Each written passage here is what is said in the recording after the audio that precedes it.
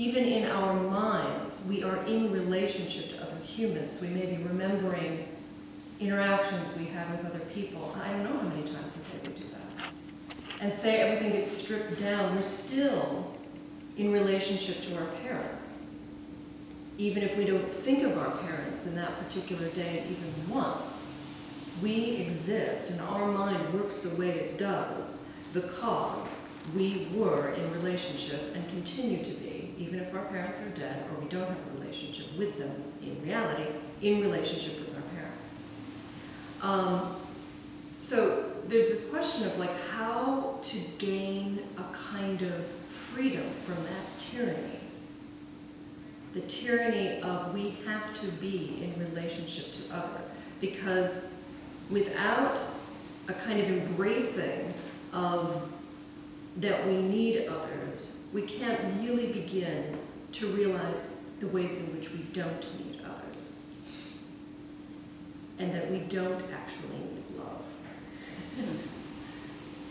So it's very, very important to understand what this word love means, and we're going to look at the word loneliness as well. Because love is concept. Just the word, like we use the word, it evokes a certain thing. It's all conceptual, it's all kind of within the realm of thinking and trying to understand what love means.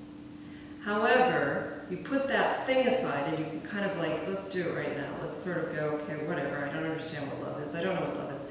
What does it feel like to love a child or a kitten or something easy?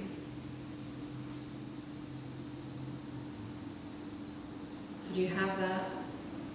Do you have what that feels like? So go in and really make contact with that feeling of connecting to the baby, the animal, or the human, could be your mother. What's under there? What's in there? Any other sense perceptions, words?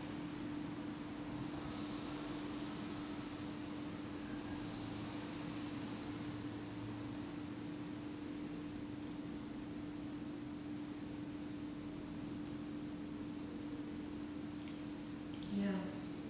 Clinging. Clingy, needy. Tender. Tender. Soft. Soft.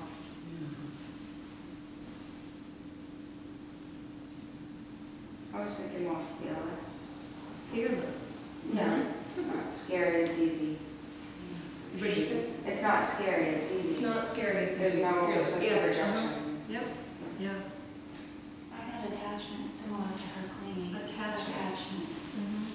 Attachment to form, specifically. Right, like, you mean like you want it to be a particular? Like when I think of my pet, Yeah. like is it just the form that I feel this strong love for? Because it's so adorable. Right. You know what I mean? But when Yeah. it is, would I feel like this? Right. I know what you mean. Right. I think there's the element of protectiveness is what brings in the fearfulness. When you love something and you immediately want it to stay in relationship to yourself in the same way. Right. So who are you protecting? If it's a kitten, you'd be protecting the kitten probably, or something that is dependent on you for care. There would be that. And if you're with a parent, it would probably be protecting your relationship. That if it's a good one, that it remains stable and comfortable. Right. Protecting your ideas, which is the same as form. Yeah. What? Ego, like you're protecting myself from the harm of what it would feel like to, Yeah. To lose. to like if it's a kitten and something else is a kitten, yeah, you feel sad for the kitten, but it's your ego that hurts the loss.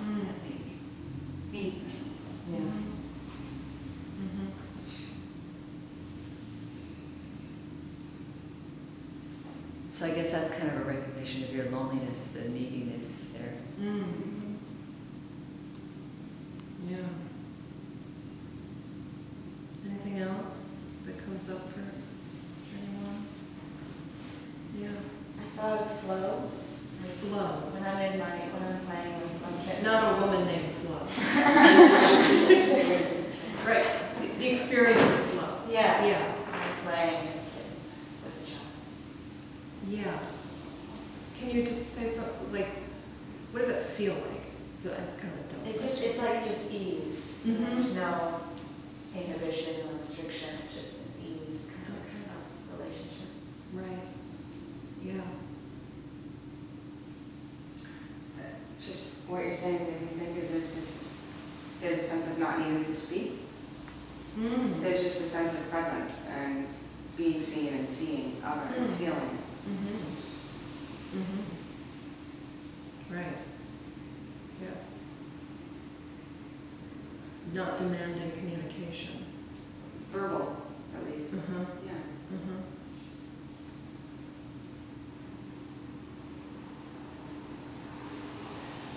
Good. So, yeah, we're talking about what Trungpa Rinpoche labeled. He gave this all a name that kind of encompasses all of it. He gave it a title. And he called it the genuine heart of sadness, meaning what you're talking about, not what that sounds like some kind of pathetic, depressed thing. By the way, Gloria Steinem said after her husband died, she was devastated, and someone said to her, like, well, are you really depressed? And she said, no, I'm sad, I'm lonely. Sadness and loneliness are experiences in which everything has meaning. And depression is an experience in which nothing has meaning. And so that's sort of what we're talking about, this kind of opening up, softening up, being willing to let go of the expectation of how the communication should go, or how the form should be, or how the relationship should be, and being willing to kind of not know. And somebody said something about fearlessness. Yeah, absolutely. This genuine heart of sadness is the primordial state, or the basic state of being a warrior, of being the ultimate in brave. Not someone who goes out and kills other people or hits other people. It's someone who's willing to sit and let their heart be open and be lonely. Be lonely when they're alone. Be lonely when they're with other people. Be lonely with themselves. Be lonely with their loneliness. All the different iterations that loneliness can sort of manifest in. And the warrior, because they're brave, because they're fearless, they get curious about it, basically. They just go, I'll observe that. I'm going to be with that, just as one is with the breath when you're meditating. So it's an ultimate, this experience of having a genuine heart, genuine center, meaning not trumped up, not faked, not inauthentic, not some idea of what it should be, but whatever it is, center, mushy center, and its quality is of sadness. The quality of a warrior is to be sad, which is like fascinating to me. And also really good news, because I feel like I can do that. So when we're engaged in the stuff we do in our day, like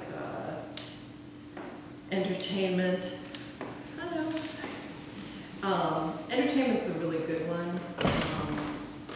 Being really busy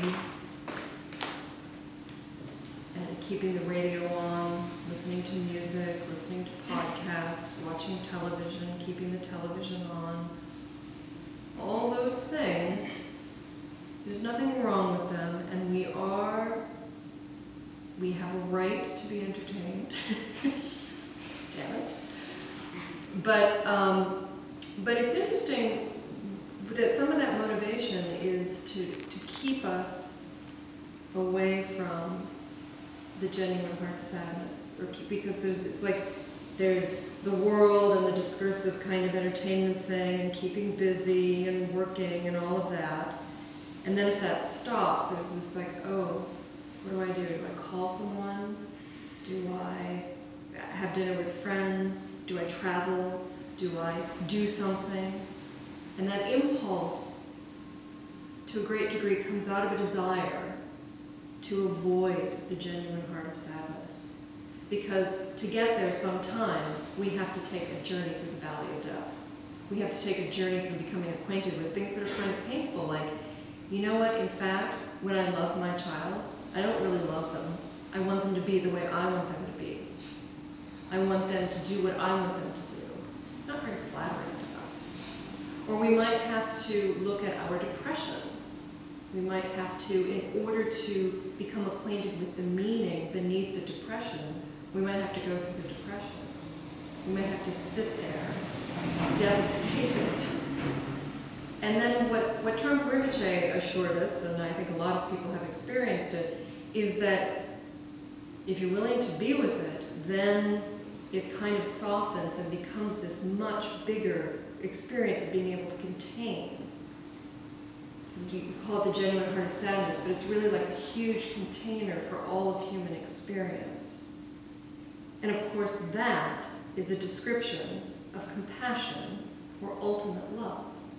Compassion, to be with passion, with love.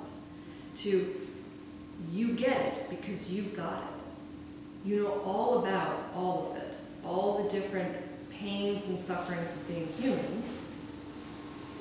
So the natural result of that is love. That's what Trungpa Rinpoche meant when he confirmed that yes, loneliness is love. If you go on that path to become acquainted with your loneliness, the result of it is the state of bravery, the state of being a warrior, called a genuine heart of sadness, and an experience of love. And in fact, genuine heart of sadness is really